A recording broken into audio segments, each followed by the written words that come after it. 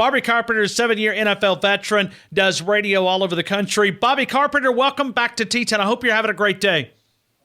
Oh, when you're playing all along the watchtower, I feel like it's very symbolic of what's going on right now. There must be some kind of way out of here.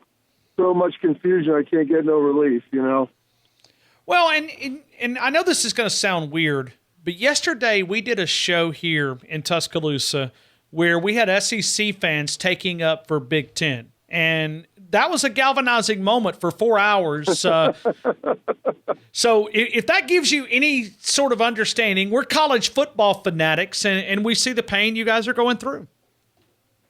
No, that's much appreciated. And believe me, most people in Columbus, Ohio, I think, and most across the Big Ten would feel the same way if that was going on in the SEC or any other part of the country. It's a very passionate fan base, and you don't ever want to see somebody lose something that they really love and they really enjoy.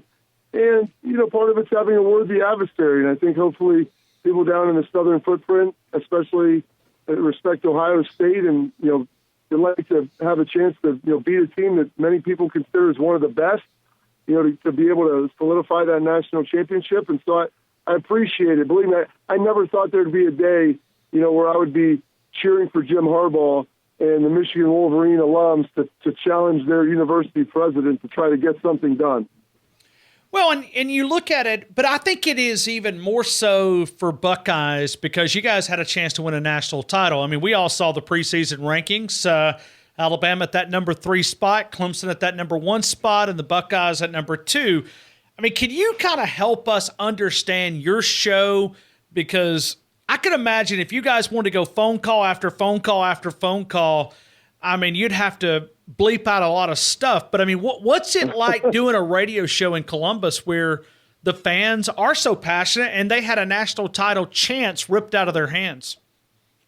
It's tough. Every day you wake up and it's kind of like Groundhog Day. It's over and over again, and you're hoping to get some good news and talk to some people at the White House, and got some friends in the legislature that have been working on this vigorously, trying to salvage something and trying to build a coalition to be able to get the presidents to revote with the new testing and all the stuff that they have. So there's a glimmer of hope. It's not a whole lot, and it's diminishing by the day because if the Big Ten wants to have any type of season of substance, it's going to have to make sure it starts at least by mid-October to get 7 or 8 games in. And to do that, you're going to have to make a decision here by probably Monday at the latest. So that's kind of the scenario that we're living in right now, and is hanging on to that glimmer of light in the tunnel. You're not sure if it's an opening that you can escape or an oncoming train. You're just trying to figure that out and navigate that. Do you feel like that it is a possibility? I know it's slim to none, but do you feel like that this could organize, as you said, galvanizing moment for the rest of the Big Ten to kind of come together and demand change?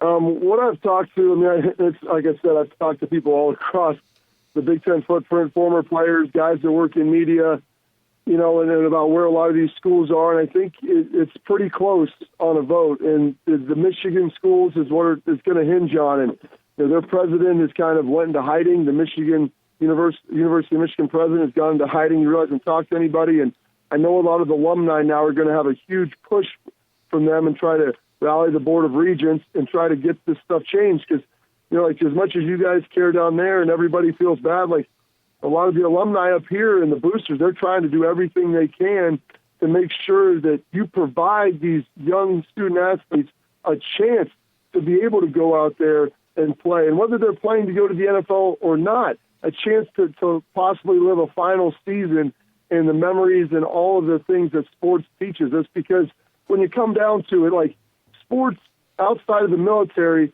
it's really the last place where you can build bonds, build bridges with people who don't look like you, aren't from the same area as you, and work together for a common goal. And all of the differences are stripped away. And so that's what I've been trying to focus and tell people about.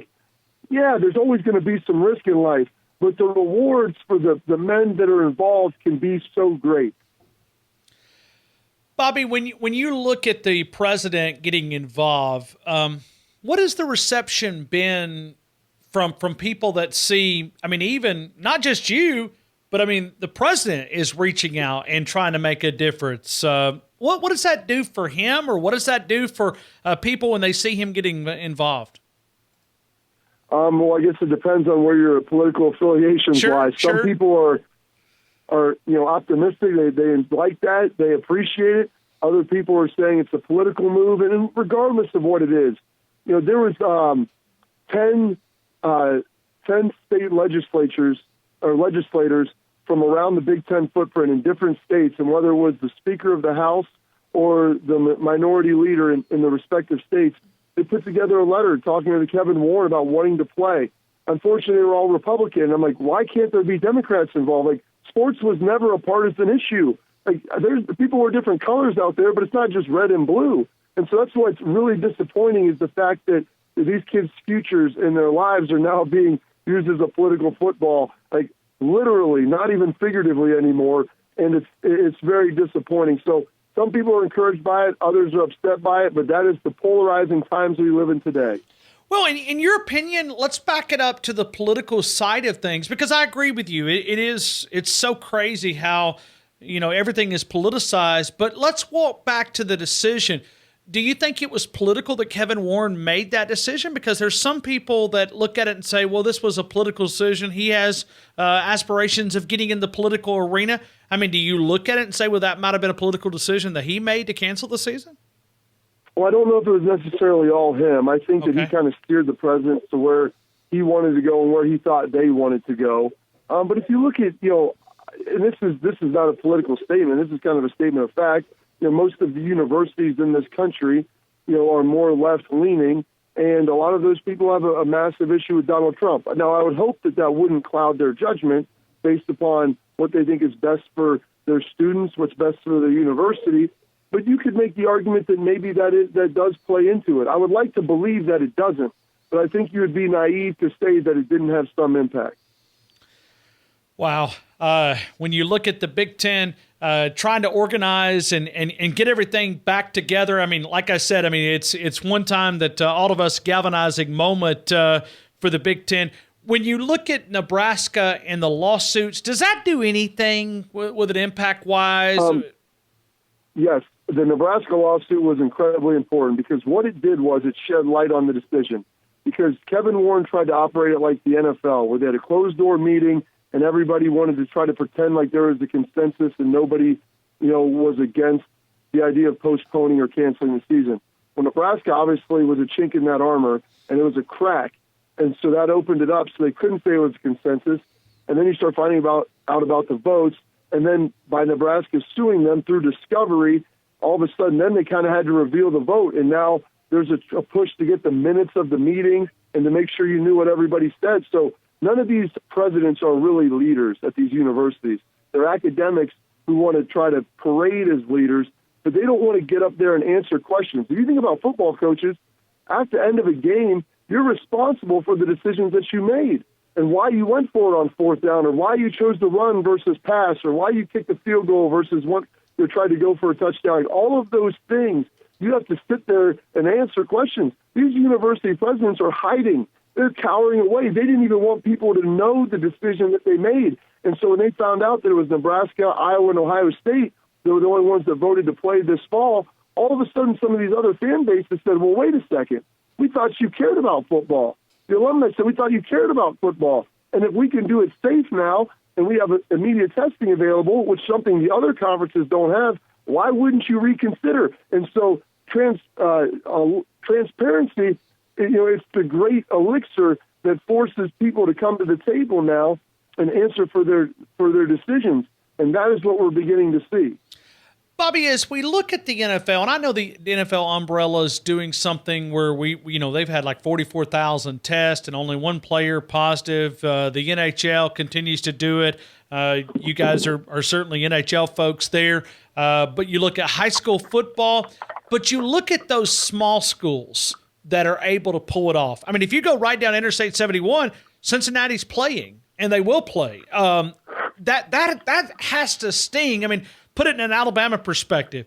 If UAB was playing and Alabama wasn't, I mean, I believe they'd flip over Kevin Warren's house to try to get to him because it would just I mean, it's hard for us to wrap our head around that. Iowa State. Iowa's not playing. Iowa State's playing.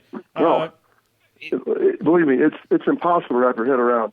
Cincinnati's playing. Ohio State isn't. Notre Dame's playing. Indiana and Purdue aren't. Pitt's playing. Pennsylvania's not. I mean, you could look across the board and find a million examples now. Plus, a lot of these high schools are all now playing. My dad's a high school coach. He's been doing it for over 25 years. I'm helping him on the sidelines on Friday nights. You got to wear masks. There's hardly any fans. It's like a JV game. But you know what? They're still getting it done. I'm on my way to my kids' Little League practice. And by the way, there's a couple cardiologists that coach in our league. They think it's safe. They're not worried about myocarditis. They understand the risk better than just about anybody. So that's the problem here.